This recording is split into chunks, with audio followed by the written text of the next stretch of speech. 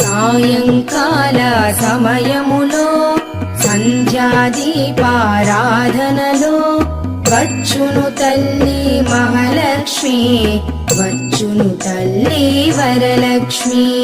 కాళ్లకు గజ్జెలు కట్టింది, మెడలో హారము వేసింది, పిలచిన వెంటనే పలికింది, అడిగినదంతా ఇచ్చింది. సాయంకాల సమయములో సంధ్యాదీపారాధనలో వచ్చును తల్లి మహాలక్ష్మి, వచ్చును తల్లి వరలక్ష్మి.